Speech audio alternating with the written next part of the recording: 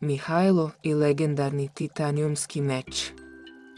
Mihajlo, koga su svi zvali Miha, završio je svoj najnoviji izum u ogroman titanijumski meč sa zlatnom oštricom i tajanstvenim runama.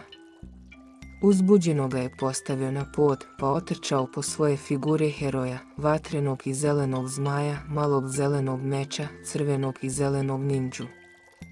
Zatim je dodao i zlikovce v crno-zlatnog meča, mračnu gospodaricu ninđi i mehaničkog vuka. Sedeo je pored njih i šapatom govorio: vreme je za novu avanturu. Nekoliko mjeseci nakon borbe sa kristalnim ratnicima, u dolini je vladao mir. Zmaj Mir, pretvoren u planinu, čuvao je hram mira, a u svojoj vežbaonici Miha je pokušavao da stvori vatrenu kuglu, ali mu nije polazilo za rukom. Dok se trudio, iznenada se pojavio njegov prijatelj zeleni ninđa u novom meču. Sjajan ti je meč, reče Miha. Zeleni ninđa uzdahnuh, a crveni ninđa ne može da popravi svog. Nedostaje mu kontrolna ploča koju više niko ne pravi, Mihajlu sinu ideja. A šta ako odemo u dolinu starih mečeva? Možda tamo nađemo deo koji mu treba, zajahaše svoje zmajeve i pođoše ka dolini. Tamo ih je dočekao Goran, čuvar postrojenja. Nažalost, nije imao ploču, ali je rekao: imam ploče koje mogu da posluže. Dok su čekali, Mihajlo je pokušao još jednom da napravi vatrenu kuglu. Ovaj put je uspeo, ali je magija izmakla kontroli. Vatrena lopta eksplodirala je u vazduhu, izazvavši rušenje brda metala. Mihajlo, zeleni ninđa i Goran jedva su se spasili, zahvaljujući zaštitnom polju i pomoći zmajeva. U haosu Mihajlo je primetio ogroman deo metala i savršeno očuvana glava legendarnog titanijumskog meča. Gorane, imate li još delova ovog meča? Upita. Imamo jednu ruku i jednu nogu, odgovori on, ali delove ne možemo da preradimo. Neuništivi su. Možete ih uzeti besplatno. Mihajlu pade na pamet nova ideja. A da poklonimo titanijumskog meča crvenom ninđi. Umjesto da popravljamo stari, napravimo potpuno nove. Zeleni ninđa nije bio siguran, ali Mihajlo je rekao odlučno: ako ne pokušamo, nikada nećemo znati. Dogovorili su se. Goran će prebaciti delove u halu za sklapanje, zeleni ninđa će potražiti ostatke meča u drevnim spisima, a Mihajlo i vatreni zmaj će očistiti nered. Sunce je zalazilo, a njihova nova misija je tek počinjala. Ponos na licu zelenog ninđe ubrzo se pretvorio u izraz straha kada je shvatio da Mihajlo, u svom uzbuđenju, nastavlja da dodaje magiju vatri koja je gorela sve jače i jače. Baci je! Baci je brzo, povikao je. Mihajlo se prenuo iz zanosa. Vatrena lopta je postala gotovo bela od usijanja. U tom trenutku stigla mu je misao od vatrenog zmaja, pokazujući bezbedno mesto sa druge strane ograde. Okrenuvši se brzo, Mihajlo baci vatrenu kuglu svom snagom u pravcu koji mu je zmaj pokazao. Vatrena kugla je preletela ogradu, ali ubrzo zatim je uz zaglušujuću buku eksplodirala u vazduhu. Talas vrelog vazduha podigao je ogromnu prašinu i snažno udario sve prisutne, ali ostali su na nogama.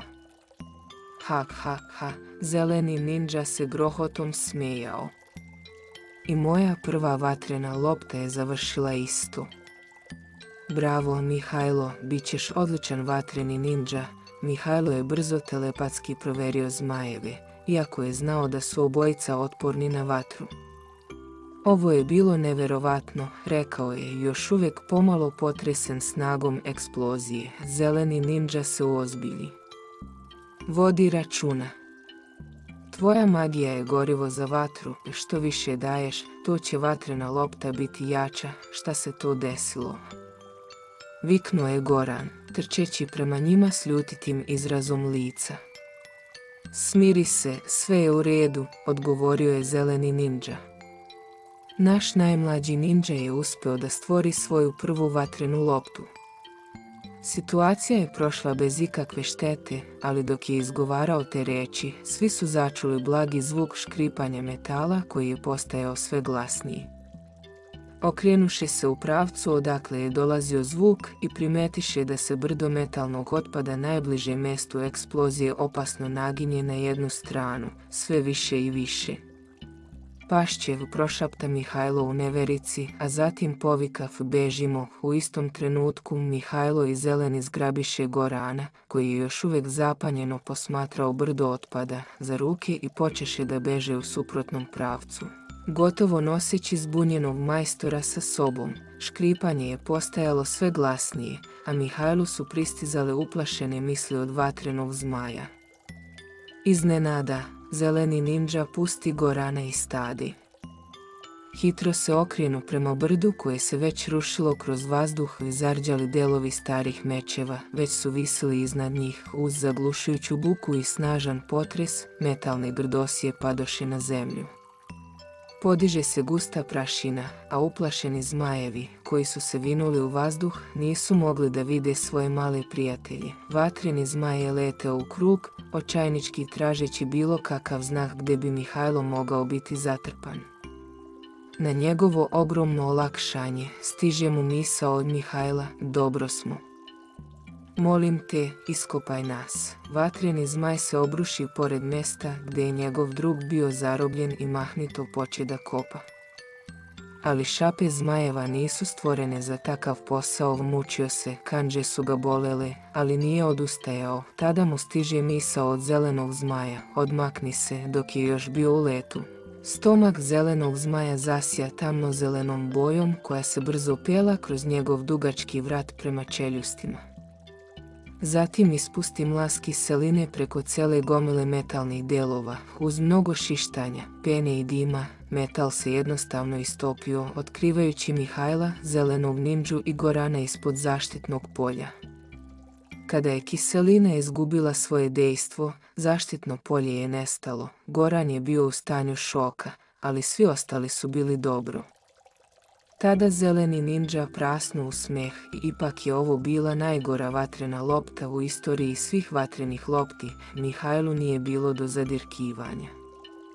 Okrenuo se prema Goranu i počeo da se izvinjava za nastalu štetu, obećavajući da će pomoći da se otpad vrati u prvobitno stanje. Goran razumljivo nije bio oduševljen, ali je prihvatio da dozvoli ninđama da srede problem koji su sami izazvali. Mihajlo se zatim zahvalio Zelenom ninđi što ih je spasao svojom magijom, a ovaj mu za uzvrat obeća da će ga naučiti kako da koristi vazdušne čarolije. Mihajlo pogleda oko sebe. U području gdje se nalazilo zaštitno polje nije bilo ni jednog komada metala i nije mogao da veruje koliko je dobro kiselina obavila posao. A onda je primetio jedan deo koji se, kao nekim čudom, nije istopio. Bio je to pravougaoni predmet sa zaobljenim vrhom, svetlosive boje i ogromnih dimenzija. Obilazeći oko njega, Mihajlo shvati da je u pitanju glava meča, najveća koju je ikada video. Ako je glava toliko viša od mene, ovo mora da je bio ogroman meč, pomisli uzbuđeno. Nastavljajući svoj obilazak, primeti da nema očiglednih oštećenja, čak ni odubljenja i nije bilo čak ni rđe. Čika Gorane, doviknuo je mašući rukom. Kada je Goran prišao, Mihajlo bojažljivo upita: šta je ovo? Glava nekog starog meča. Goranu nije trebalo dugo da prepozna deo. Da, to je glava legendarnog titanijumskog meča. Ovdje je već dugo. Moj deda ju je primio na otpad ili je možda bio moj pradeda, dodade prisjećajući se. Ali kako to da nije zarđala i da nije nigde udubljena, upita Mihajlo. Zato što nije napravljena od običnog čelika, poput tvog mača ili oružja. Napravljena je od titanijuma. Ta stvar ne rđa i mnogo je otpornija na udarce od običnog čelika. Mihajlu, sinu ideja. Da li imate još neki deo ovog meča? Goran klimnu glavom. Imamo jednu ruku i jednu nogu, Goranov izraz lica postajao je sve radoznaliji, ali Mihajlo se okrenu zelenom ninđi zeleni, pošto ne možemo da nađemo kontrolnu ploču za crvenog meča. Šta misliš o tome da popravimo titanijumskog meča i poklonimo ga crvenom ninđi? Zeleni ninđa odmahnu glavom. Nema šanse. Ne znamo u kakvom je stanju i gdje bismo pronašli preostale delove. A čak i da ih nađemo, ogromni su i teški, i gdje da nađemo prostor sa svom opremom za sklapanje. I Mihajlo se zamisli, ali Goran je već imao odgovore u kakvom stanju. Pa to je titanijum, neuništivije. Svi delovi koje imamo su u savršenom stanju već 50 godina. Možete koristiti moju halu za sklapanje meča. Dovoljno je velika i ima svu neophodnu opremu.